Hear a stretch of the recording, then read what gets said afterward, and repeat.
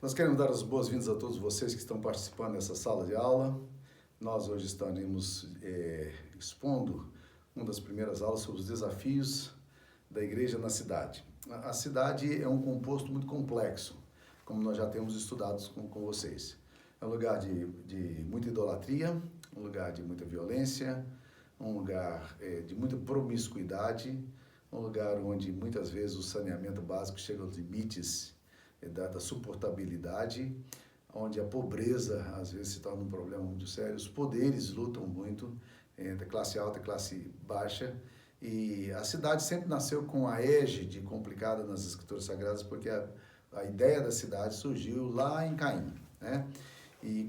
Mas é curioso pensar que nas escrituras sagradas a igreja, a Bíblia começa com um jardim, mas ela termina com a cidade, a Nova Jerusalém que vai descer do céu. E começa lá no Éden, começa no jardim, mas termina na cidade. E quando você vai estudar as escrituras sagradas, principalmente os escritos lucanos, os escritos do evangelista Lucas, que é o Evangelho de Lucas e Atos, você vai se surpreender com a quantidade de vezes que a palavra cidade aparece. E nas escrituras sagradas também, a palavra cidade é um tema recorrente, bem abundante e bem presente. Então é muito importante para nós, para a gente poder pensar na questão da teologia da cidade e como essa cidade nos desafia, e como é que nós, como igreja, podemos trabalhar a questão da cidade. Quando eu começo o curso de missão urbana, eu faço 3 perguntas para os alunos. A primeira pergunta é: como é que você vê a cidade? É uma pergunta fundamental. Como é que você vê a cidade? Você tem parado para considerar o significado da cidade, o valor da cidade, os riscos da cidade, os desafios da cidade? A gente quase nunca tem uma teologia urbana, a gente pensa pouco nisso. Mas como é que você vê a cidade? Segunda coisa, eu pergunto: como é que você acha que a sua igreja vê a cidade? Né? Se você é leigo ou pastor, como é que você acha que a sua igreja vê a cidade? A cidade muitas vezes se torna um grande desafio, mas a igreja não tem olhos para isso. Ela não interage com a cidade. Quando muito, ela tem uma resistência à cidade. Do tipo nós achamos que a cidade é um mal, política é má, sindicato é ruim, e governo é ruim, e a gente se forma uma espécie de gueto. É muito fácil a igreja se transformar em gueto, a história está cheia disso aí. E por último, como é que você acha que Deus vê a cidade? Existe um livro curioso, que é um livro-texto para nós, em missão urbana, no nosso curso, que é do Líntico, chamado Cidade de Deus, Cidade de Satanás. A Cidade de Deus, Cidade de Satanás, ele fala de que a igreja, que a cidade ao mesmo tempo é o campo missionário mais propício, o objeto do amor de Deus, mas nas escrituras sagradas. As cidades são aquelas que experimentam as mais ruidosas expressões de ódio, de condenação e de juízo. Então, como é que Deus vê a sua cidade? Esse é um aspecto muito importante para a gente poder considerar. O estudo da questão da teologia da cidade começou muito antigamente, começou lá em Agostinho, quando Agostinho escreveu sobre a cidade de Deus, tentando mostrar que muitas vezes nós olhamos para a cidade celestial, mas nós não somos capazes de perceber a realidade histórica na qual nós estamos inseridos aqui. E Agostinho já desafiava isso há muitos anos atrás. Bem, hoje eu queria entrar especificamente nos desafios da cidade para a igreja. Então, quais são os desafios da missão urbana? E para ajudar a compreensão disso aí, eu faço um gráfico onde eu trabalho 6 áreas em que eu julgo importante a gente considerar como desafios, né? Então vamos colocar aqui missão urbana no centro, tá? MU aqui do centro, missão urbana, e vamos colocar aqui 6 áreas que eu julgo importante a gente pensar em termos de desafios. Eu vou trabalhar agora no primeiro desafio, que eu chamo que é o desafio da intercessão, ou o desafio da oração, né? E para usar o termo que eu gostaria, eu vou sempre usar um termo grego apropriado relacionado com isso aí. E o termo que nós usamos aqui é leiturgos, ou leiturgos. Eu já tentei encontrar outro termo em hebraico, que fosse apropriado, em grego, que fosse apropriado isso aqui, mas o termo leiturgos, para mim, é o termo mais apropriado para falar sobre a questão da intercessão, da oração. Por quê? Porque, embora liturgos seja um termo muito sacramental, muito religioso, muito institucional e muito ligado às formas das liturgias eclesiásticas, o termo litúrgico, na verdade, liturgia, na verdade, não é o termo, não era usado exatamente assim. Para você ter uma ideia, o termo liturgia, ele aparece no grego, traz a ideia de que Deus está fazendo uma liturgia na terra através da igreja. A palavra liturgia significa, literalmente em grego, serviço público. Olha que distância que existe entre a concepção que a gente tem de liturgia e a concepção que a gente tem da cidade. Mas, ao mesmo tempo, é curioso pensar na aproximação desses termos. Por quê? Porque a igreja, ela faz a liturgia de Deus na terra. Pense nesse conceito, o conceito sacerdotal da igreja. Quando a gente pensa em igreja, a gente pensa normalmente em duas linhas de ação bíblicas. E eu vou voltar para o gráfico anterior. Mas a Bíblia nos fala que nós somos profetas. Qual é o papel do profeta? O papel profético da igreja, está aqui a profecia, é trazer a palavra de Deus aos homens. Isso é profecia. A palavra profecia vem do grego profós, dar luz à frente, né? E que, na verdade, significa Deus quer se comunicar aos homens. Então, nós temos uma dimensão profética da igreja. Essa dimensão profética também, ela expressa juízo, porque se Deus quer comunicar juízo, Deus vai comunicar juízo através dos homens que Ele mesmo escolhe, né? Tendo Deus outrora falado muitas vezes, e de muitas maneiras, aos pais pelos profetas, nos últimos tempos falou-nos por Jesus, é o que Hebreus nos diz. Então, na verdade, quando nós pensamos no profeta, estamos pensando em alguém que traz a mensagem de Deus ao mundo, tá? Agora, quando nós pensamos no conceito sacerdotal, que está muito próximo a liturgos, né? Sacerdotes, que é uma das ações da igreja no mundo, nós somos um reino de sacerdotes, a Bíblia diz, né? O sacerdote, ele não traz a palavra de Deus aos homens. O sacerdote leva o problema dos homens a Deus. Entende por que eu optei pelo conceito de liturgia? Que a igreja, ela tem um grande desafio de pegar as aflições da sociedade, da humanidade, e levar essas aflições a Deus. Certa vez eu tive que lidar com a situação em que nós, como igreja lá na Gávea, no Rio, fomos processados por uma senhora que era funcionária da igreja, trabalhou muito tempo, aquela coisa de Ministério do Trabalho, e ela nos levou no Ministério da Justiça para poder dialogar sobre acerto, né? Bem, aí estava lá diante do juiz.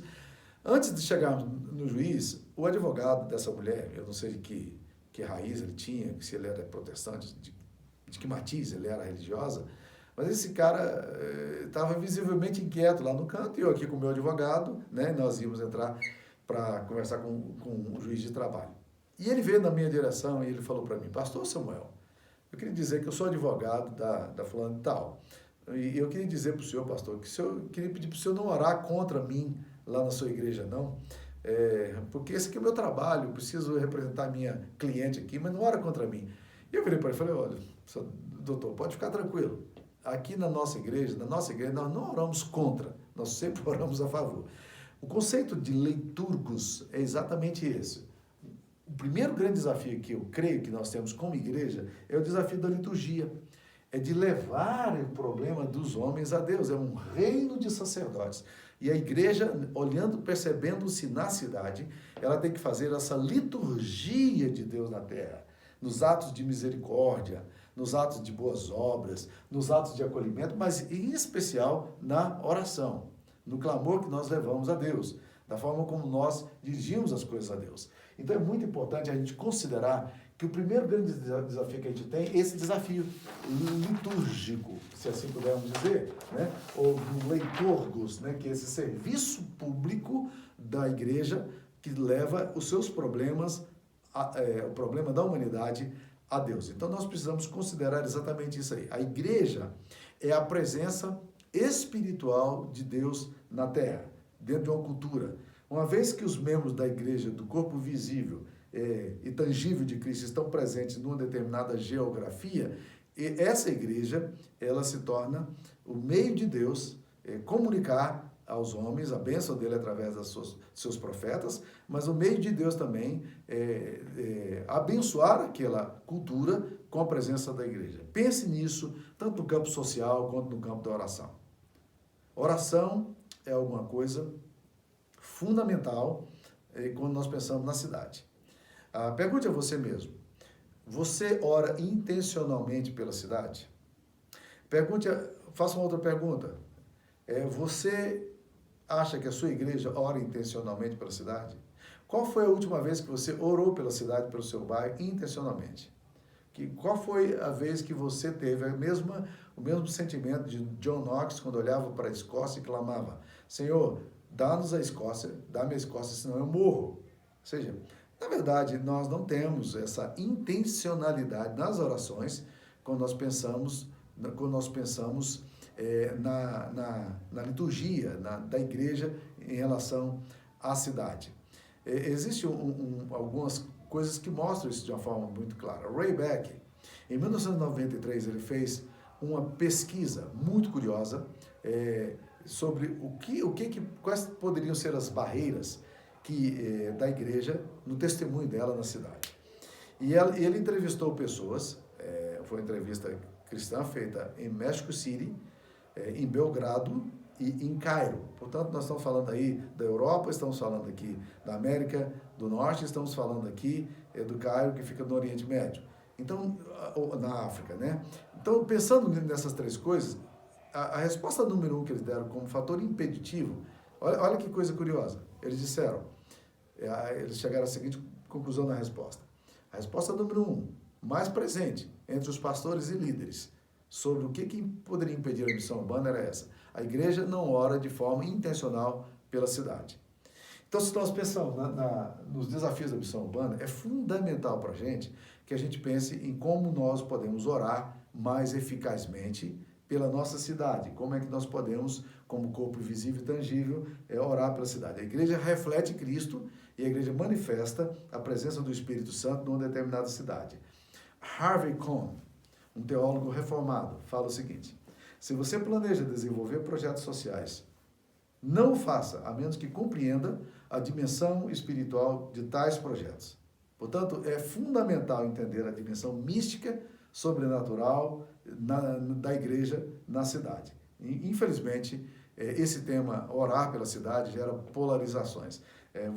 Por um lado, você tem um grupo que espiritualiza e sataniza tudo, né? É um grupo que sai de helicóptero nas grandes cidades, pastores renomados que saem de helicóptero derramando óleo ungido para espantar o mal, para espantar o capeta, amarrar o diabo, essas coisas todas. Eu entendo a paixão desses homens, né? E até admiro, de certa forma, a paixão desses homens, mas acho que a metodologia aplicada é absolutamente contrária. Tanto é que, apesar dessas orações, o diabo nunca foi amarrado, e apesar dessas orações e desse tipo de coisa midiática, o fato é de que os conflitos e as lutas, as batalhas espirituais dentro da cidade continuam acontecendo. Então, você tem, de um lado, esse grupo que faz esse tipo de coisa e começa a explicar toda a crise da cidade na relação espiritual. E nós sabemos que nós não podemos entender as coisas só dessa forma. Ainda que precisamos também ter essa dimensão, nós não podemos entender só dessa forma. Nós não podemos entender que o diabo é responsável por todo o fracasso de uma cidade, mas, ao mesmo tempo, nós não podemos ignorar o fato de que o diabo, ele realmente tem uma ação muito concretada, orquestrada e planejada em relação à cidade. Então, se você pensa na questão do desafio da missão urbana, o primeiro ponto que eu consideraria contigo era de orar pela cidade. Será que nós temos conseguido fazer isso? Eu queria desafiar você a orar pela cidade, né? Frank Perry foi bem conhecido num livro dele, num clássico aí, que vendeu quase 3,5 milhões de exemplares, chamado Este Mundo Tenebroso. Frank Perry imagina a cidade como possuída por forças espirituais e geografias delineadas por ações malignas, né? E que essas áreas espirituais precisavam ser confrontadas com a ação da igreja. Óbvio, nós cremos que existem forças espirituais que dominam culturas e regiões e cidades, mas nós não temos a concepção dessa coisa de demônios geográficos. Mas Frank Perret praticamente reduz toda a crise da cidade, todos os conflitos do casamento, todos os problemas relacionados à criação de filhos, à educação infantil, à sexualidade, ao diabo. E nós cremos que a Bíblia nos ensina que existem 3 forças que agem, que conspiram contra a santidade. Não apenas o demônio, mas o mundo, que é a força midiática do mundo, a força pressão social, e também o nosso próprio impulso carnal. Então não dá para atribuir tudo ao diabo, porque às vezes, como dizia o meu professor de teologia sistemática, o reverendo Raimundo Loria, ele falava que às vezes o diabo estava quietinho e a gente ia lá cutucar o diabo. Então, mas nós não podemos perder a perspectiva. Então, se por um lado você tem um grupo que espiritualiza toda a questão da cidade e acha que tudo se resolve dessa forma, por outro lado, você tem um grupo que ignora o diabo. C.S. Lewis, no livro dele, Cartas do Coisa Ruim, ele fala que existem 2 riscos muito grandes quando você pensa no diabo. E o diabo gosta muito que você polarize. Primeiro, é quando você acha quando você vê diabo em tudo. Então, ele diz, isso é um problema. E é curioso, meus queridos, que quem sataniza demais os processos, quem tem uma obsessão muito grande pelo diabo, acaba se tornando patologicamente doente. Eu já percebi isso em pessoas que, quando começam a dar muita ênfase ao diabo, atribuir muito ao diabo, elas adoecem. Segundo lugar, o C.S. Lewis fala de que o outro lado é o lado das pessoas que ignoram a ação do diabo. Eu acho que a minha esposa sintetizou muito bem essa questão dizendo o seguinte: eu não quero ver diabo em tudo, mas eu quero perceber onde é que o diabo está. Acho que essa é uma boa leitura, é uma leitura equilibrada para nós como cristãos. Então, essa compreensão. Nos dias de Jesus, como hoje, a cidade sempre foi um lugar de dominação e opressão maligna. A Bíblia diz que Jerusalém, como cidade, não reconheceu o dia da oportunidade que veio sobre ela com a vinda de Jesus. Lucas 19, 44 fala sobre isso aí. E fala também que Betsaida, Corazim, foram cidades cujos habitantes, Sidom, cujos habitantes rejeitaram a presença de Cristo veementemente. E Jesus chega a dizer, ai de ti, Corazim, ai de ti, Betsaida, porque se em Tiro e Sidom tivesse acontecido, visto os milagres que vocês viram, eles se vestiriam de panos de saco e cinza. Essas são cidades que rejeitam a presença de Cristo no Novo Testamento. E isso é muito claro. E há outras cidades no Antigo Testamento, de forma específica, Sodoma, Babilônia e Nínive. Essas 3 cidades rejeitaram veementemente a obra de Deus. Sodoma e Gomorra, a Bíblia diz em Gênesis que Deus desce e vai conversar com Abraão e diz assim, olha, a malícia dessa cidade subiu até mim e eu vim para ver se de fato o mal que essa cidade tem praticado corresponde ao que tem chegado aos céus. É bom pensar que não é só a oração que chega aos céus, a maldade de um povo chega aos céus. O Tiago fala, eis que o salário dos trabalhadores que por vós foi retido com fraude está clamando e o clamor dele chegou ao ouvido do Senhor dos Exércitos. Deus fala também que viu o clamor do povo dele no Egito, né? E o clamor da cidade, a opressão, eu vi a opressão do meu povo e o clamor do meu povo, né? Então, não é só a oração que chega aos céus. A injustiça social chega aos céus, a opressão chega aos céus, e Deus então chega ali para Abraão para avaliar em loco o que estava chegando aos seus ouvidos nos céus. É uma figura metafórica, claro que né? Porque Deus sabe de todas as coisas, mas é muito interessante entender isso aí.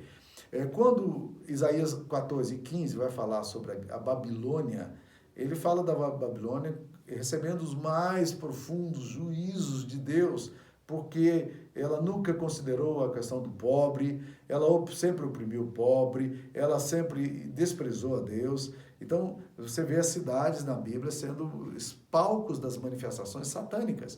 E Nínive, também, quando Deus envia Jonas, capítulo 1, versículo 1 e 2 de Jonas, Deus fala a Jonas, vai e clama contra a cidade de Nínive, porque a sua maldade também chegou até mim. Ou seja, você percebe que a cidade se torna esse palco da opressão, da dominação, e por essa razão a oração se torna alguma coisa extremamente importante para a vida da igreja.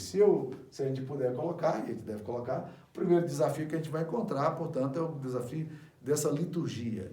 Uma igreja sacerdotalmente leva os problemas da cidade até Deus e comunica isso a Deus. Clama pela cidade, intercede pela cidade, ora pela cidade, né? E esse processo de malignidade, ele não ocorre subitamente. É um processo. Ele é um desenvolvimento vagaroso e constante de infidelidade a Deus e ao seu pacto com a cidade, como afirma Líntico. O acúmulo do pecado dos seus moradores traz a opressão à cidade. Um processo lento, um processo gradativo que despreza o pobre, oprime o necessitado e não provê justiça. Antes, cria sistemas que são iníquos e pecaminosos, como aconteceu em Sodoma. Ezequiel, capítulo 16, versículo 49, sintetiza da seguinte forma: eis que esta foi a iniquidade de Sodoma, tua irmã, soberba, fartura de pão, próspera tranquilidade teve ela e seus filhos, mas nunca amparou o pobre e o necessitado. Ezequiel 16, 49. Então, a cidade precisa de pessoas que clamem, intercedam, supliquem a seu favor. Existe um texto de Ezequiel, capítulo 22, 30, que me desafia muito, sobre intercessão. Deus fala ao seu profeta o seguinte: procurei alguém que se colocasse na brecha a favor dessa cidade, referindo-se a Jerusalém, mas não achei. Deus ficou de olho para ver se havia alguém que estivesse se colocando na brecha a favor de Jerusalém. Quem é que hoje está se colocando na brecha a favor da cidade? Quem é que está orando intencionalmente pela cidade? A igreja tem o desafio de orar pela cidade. A Bíblia descreve forças espirituais que agem nas estruturas humanas, sociais e políticas. 2 textos tratam especificamente desse tema e eu quero falar sobre eles. Um primeiro texto é o Lucas capítulo 11, versículo 21 a 22. Jesus fala sobre o valente. A palavra valente que aparece ali em Lucas 11 é ixkuros, que é um termo grego que fala de um valente, de uma força, que bem armado, aí eu uso o termo katoplismenos, guarda a sua casa, mantendo suas posses em segurança, até que surja o mais valente, que é o ixturoteros, que derrota o inimigo e lhe tira a arma. A arma que ele fala ali é panoplian, a sua proteção, passando a dividir os despojos. A linguagem de Jesus é uma linguagem bélica, é uma linguagem militar. Presta atenção nisso aí. Então, estruturas malignas podem se alojar tanto no indivíduo quanto em estruturas políticas. Em Apocalipse 17, vemos a besta, poder espiritual, e os 10 chifres, poderes políticos temporais, interagindo e se retroalimentando. Olha o que Apocalipse 17, 12 fala. Os 10 chifres que viste são 10 reis, os quais ainda não receberam reino, mas recebem autoridade como reis, com a besta, durante 1 hora, e tem estes um só pensamento. Qual é o pensamento? Eles oferecem à besta o poder e a autoridade que possui. Então, o único pensamento que eles têm é de oferecer à besta o poder e a autoridade. Os poderes políticos mancomunados com poderes espirituais interagindo, recebendo poder e se retroalimentando. Essa linguagem é uma linguagem muito forte, uma linguagem muito pesada. Eu trato isso no meu livro, Tudo Sob Controle, que é uma série de sermões em Apocalipse, caso você se interesse pelo tema. No Seminário Presbiteriano existem várias cópias que você pode acessar lá gratuitamente. Em Efésios capítulo 6, versículo 12 e 13, Paulo fala de um diferente tipo de luta que temos que enfrentar. Não contra a carne, contra a sarquê, que são as tendências humanas, mas sim contra principados. Aí ele vai usar arquês, de arquétipos, de tiranias, que se autonomeiam príncipes, e potestades, exousias ou autoridades, forças de combate. E ele fala sobre os dominadores desse mundo tenebroso, ele fala dos cosmocratoras, que são estrategistas do mal, e exorta o povo de Deus a tomar toda a armadura de Deus, a panoplian de Deus. Em ambos os textos, aparece o termo panoplian, que não se refere a uma simples armadura de um policial. Os soldados romanos usavam eleikoi, que eleikoi era o termo para suas armaduras. Mas quando fala de panoplian, o apóstolo Paulo está falando de uma armadura muito mais complexa. Ele está falando das armaduras usadas pelos oficiais com o brasão do imperador, que além da proteção, indicava também a autoridade daqueles que representavam os interesses do império. Portanto, quando Lucas se refere ao valente, ele fala que Jesus retira essa panoplian, essa autoridade do diabo para revestir a igreja da panopliã de Deus, descrito em Efésios. Portanto, a igreja de Cristo é chamada não para contemplar, mas para exercer sua autoridade, e a raiz dessa luta é contra os poderes malignos. O termo cosmocratórios, que aparece em Efésios 6, versículo 12, é um termo muito interessante também, por quê? Porque ele se refere aos dominadores, a um grupo de estrategistas que se reuniam para traçar planos e sabotar o exército inimigo, criando estratégias efetivas de batalha. É um poder organizado e não apenas anjos do mal sem nenhum plano de ação que saem para fazer o mal. Então Jesus nos ensina, tanto nesses dois textos aí, tanto de Efésios 6, 12, quanto em Lucas 11, nós vamos perceber que a ação espiritual, ela está sobre a igreja e a igreja precisa estar atenta a isso aí. E vemos essas mesmas preocupações no coração dos reformadores. Olha o que Calvino fala. Calvino dizia que a oração não pode ser realizada sem disciplina. Isso me chamou muita atenção. Oração é disciplina. Nós precisamos disciplinadamente orar. Eu olho para o meu próprio coração e vejo quão indisciplinado meu coração é. Ele diz assim, Calvino ainda afirma, a menos que separemos certas horas do dia para a oração, isso escapa facilmente da nossa memória. Olha a percepção dele. Olha o que Lutero fala. Lutero dizia o seguinte, se eu deixar de pregar 2 horas de oração toda manhã, o diabo terá vitória o dia inteiro. 2 horas de oração. Você sabe quanto, em média, os pastores americanos gastam de oração diariamente? Eu faço essa pergunta para os estudantes e quase sempre é uma frustração. Em média, um pastor americano gasta 3 minutos do dia em oração. Se os pastores oram tão pouco, imagine as suas congregações. Quanto tempo você gasta de oração? Isso mexe profundamente com o meu coração. Isso desafia muito a minha vida, né? Já John Welsh, o maravilhoso e santo pregador escocês, disse certa vez, o dia inteiro está perdido se eu não orar de 8 a 10 horas. A John Knox orava em favor da Escócia, como eu falei, de joelhos em cima do mapa da Escócia. Ele orava, dá-me a Escócia, senão eu morro. Então, meus queridos, a oração deve ser nosso primeiro recurso e não o último. Por isso que eu coloco aqui como o grande desafio, e o primeiro desafio da igreja em relação à cidade é o desafio da oração. E muitos textos nos falam sobre isso, muitos textos bíblicos nos exortam sobre isso, né? Como é que nós devemos orar? Primeiro, nós devemos orar pela nossa família. Nós devemos orar pelas autoridades. Vamos ver alguns textos aqui interessantes sobre autoridade. Por exemplo, a Bíblia, o apóstolo Paulo fala em 1 Timóteo o seguinte, que nós devemos orar da seguinte forma. Antes de tudo, pois, exorto que se use a prática de súplicas, orações, intercessões, ações de graça em favor de todos os homens, em favor dos reis e de todos que se acham investidos de autoridade. Estamos falando do sistema judiciário, estamos falando do sistema executivo, estamos falando aqui do sistema legislativo, que se acham investidos de autoridade, para que vivamos vida tranquila e mansa, com toda piedade e respeito. Isso é bom e aceitável diante de Deus, nosso Salvador. Olha como é que ele começa. A usar a expressão, antes de tudo, ele sugere que esta precisa ser a pauta essencial da nossa vida, antes de qualquer prioridade ou agenda. Então, nós precisamos orar pelas autoridades. Uma outra coisa que a Bíblia nos exorta a orar é pela paz da cidade. É curioso que a Bíblia exorta o seu povo a orar pela paz de Jerusalém, Salmo 122, orai pela paz de Jerusalém, sejam próximos os teus muros, ó Jerusalém. Então, ali está orando pela cidade santa. Os judeus não tinham muito problema de orar pela paz de Jerusalém. Mas quando você vai para Jeremias 29, versículo 4, Deus diz que era para eles orarem pela paz da Babilônia. Não é muito interessante essa exortação? Olha o que ele diz em Jeremias 29, 7.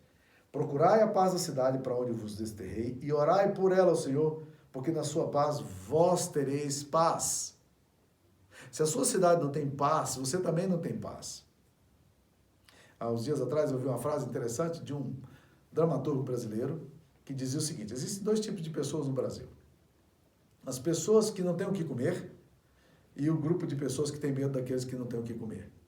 Se a nossa economia, se a nossa sociedade não tem paz, você não tem paz.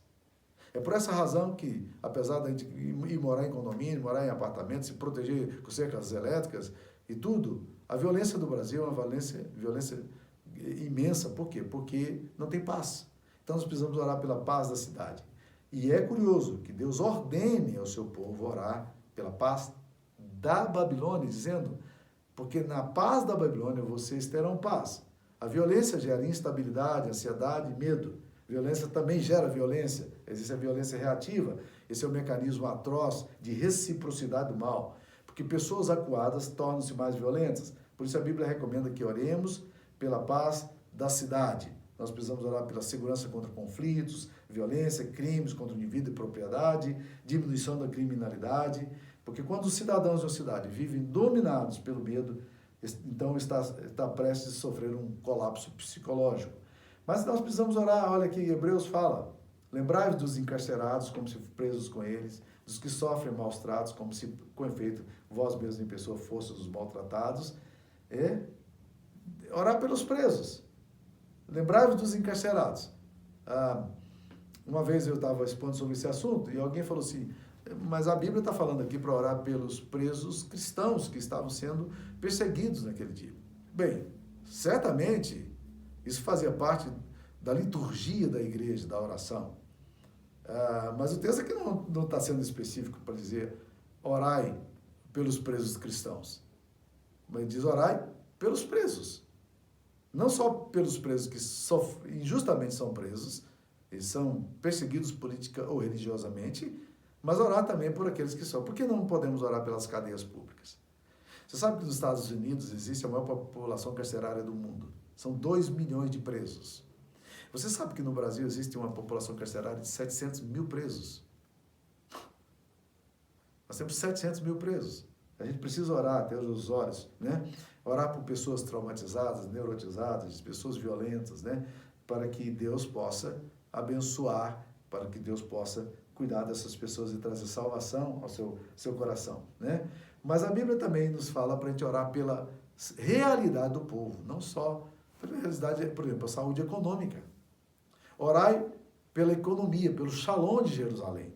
Nós precisamos orar pela economia. Quando a economia está passando por grandes períodos de crise, isso afeta profundamente a dinâmica da igreja, afeta profundamente a sua vida pessoal, afeta de uma forma muito direta os pobres, né? Bolsões de pobreza sofrem demais nessas épocas. Então nós precisamos lembrar que nós precisamos orar. Olha o que Isaías capítulo 62 fala. O profeta fala lá, por amor de Sião não me calarei, por amor de Jerusalém não me aquietarei, até que saia a sua justiça como resplendor, e a sua salvação como uma tocha acesa. Sobre os teus muros, ó Jerusalém, olha que frase interessante, sobre os teus muros, ó Jerusalém, os guardas que todo dia e toda noite jamais se calarão. Vós, os que fareis lembrar do Senhor, não descanseis, nem deis a ele descanso, até que se restabeleça Jerusalém e a ponha por objeto de louvor na terra. Vós, os que fareis a Deus lembrado. Olha que expressão curiosa, Deus se esquece, né? É uma linguagem, obviamente, simbólica, figurativa, mas é como se dissesse, não deixe esse negócio cair no esquecimento. Na verdade, quem tem que lembrar da cidade somos nós mesmos. Mas olha aqui o texto. Vós, os que fareis lembrados ao Senhor, não descanseis, nem deis a ele descanso, até que restabeleça Jerusalém e ponha por objeto de louvor na terra. Portanto, nós precisamos orar, né? Pela cidade, orar pela nação, orar pela paz e assim por diante, né? Uma frase que me chamou a atenção enquanto estudava esse texto aqui, foi uma frase do Reader. O Reader escreve sobre revitalização de igreja. Ele é um pastor lá em Alabama, pastor de uma igreja presbiteriana de 4 mil membros. E ele fala no livro Revitalização da Igreja segundo as Escrituras, ele fala, a maior parte de nós tem consciência da dificuldade de acender um fogo sem um palito de fósforo ou um isqueiro. Quando desejamos ver nossa igreja ir das brasas para as chamas, a oração é o elemento espiritual que corresponde ao oxigênio na hora de acender um fogo. E eu vou concluir aqui com uma história muito interessante que eu vi de um homem chamado Samuel Kamaleson. Ele é bem conhecido porque foi presidente da Visão Mundial durante muitos anos, é um indiano. E uma vez ele estava numa conferência em Madras, na Índia, e ele estava falando para 300 pastores, e Robert Lincoln estava presente nesse evento, e ele surpreendeu a todos quando ele pegou aquele texto de Deus indo em direção a Abraão, e comunicando a Abraão que ele veio para checar a situação de Sodoma e Gomorra em loco e para exercer juízo na cidade. E ele diz, eu vou destruir Sodoma e Gomorra. E logo depois que Deus comunica a Abraão que ele iria destruir 2 daqueles homens, saem para Sodoma e Gomorra para irem ao encontro de Ló, e o Senhor fica ali com Ló. E a Bíblia diz lá o seguinte, que Abraão permaneceu na presença do Senhor. Samuel Kamaleson, lendo esse texto, ele diz que exegeticamente, a melhor forma de lermos esse texto ali, a Bíblia originalmente fala, é que não Abraão permanece na presença do Senhor, mas o Senhor permanece na presença de Abraão. Então vamos tentar entender. Faz alguma diferença exegeticamente? Deixa eu tentar entender aqui com você. Faz alguma diferença exegética? Faz toda a diferença. Presta atenção no que acontece. Deus comunica a Abraão o que ele vai fazer na cidade de Sodoma e Gomorra. Quando o texto fala que Abraão permaneceu na presença do Senhor, dá a ideia de que Abraão foi profundamente conduído e ele agora quer estar diante de Deus para poder falar a coisa. Mas, na verdade, o texto sugere outra coisa, exegeticamente.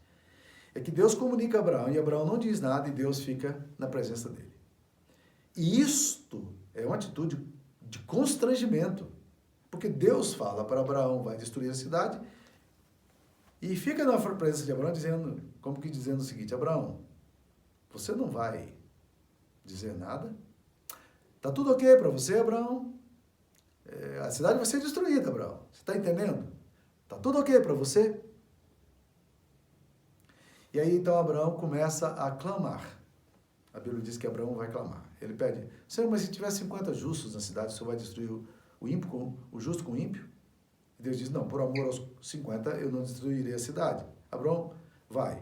Senhor, mas se tiver 40, o Senhor vai destruir também o justo com o ímpio? Ele diz, não, por amor aos 40 eu não destruirei. Senhor, se tiver 30, e Senhor, se tiver 20, então começa ali, entre aspas, uma barganha.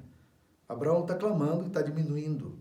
E ele diz, lá pelas tantas, ele fala, Senhor, mas e se tiver 10 justos na cidade? O Senhor vai destruir o justo com o ímpio? Ele diz, não, se houver 10 justos na cidade, eu não destruirei a cidade. E aí a Bíblia diz que Abraão para de orar. A pergunta que Samuel Kamaleson faz é a seguinte, e se Abraão insistisse com Deus? Deus teria dado a cidade de Sodoma e Gomorra para ele? Bem, essa resposta nós nunca teremos.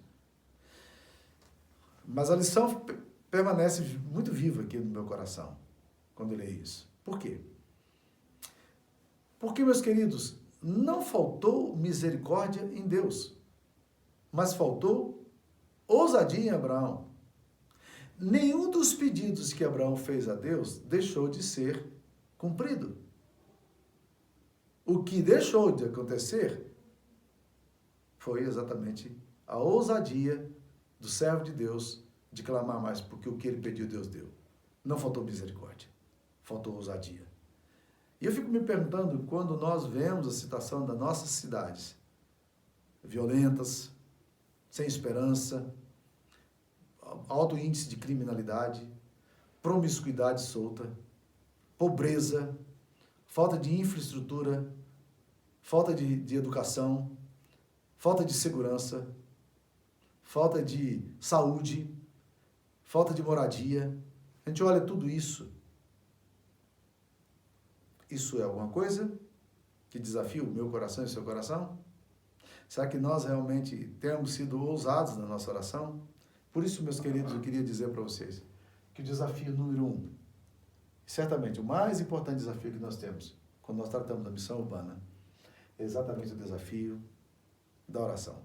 Eu quero terminar com as 3 perguntinhas básicas que eu fiz lá no início. Primeiro, Você tem orado pela cidade? Segundo, a sua igreja tem orado pela cidade? Terceiro, como é que Deus vê a sua cidade? Que Deus abençoe você e nós vamos para a segunda aula. Daqui um pouquinho você pode acessar também o conteúdo da segunda aula, quando nós iremos falar do segundo desafio.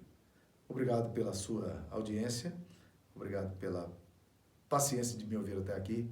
Deus abençoe você. Se você quiser entrar no meu blog, eu tenho um blog chamado www.revisamuca.blogspot.com. Todos os meus sermões são publicados lá. Todos os sermões expositivos que eu faço estão sendo publicados lá. Então, existem mais de 600 sermões lá que você pode pegar, dar uma trabalhada neles, dar uma melhorada e apresentar esse sermão aí, tá? Deus te abençoe e fica na paz.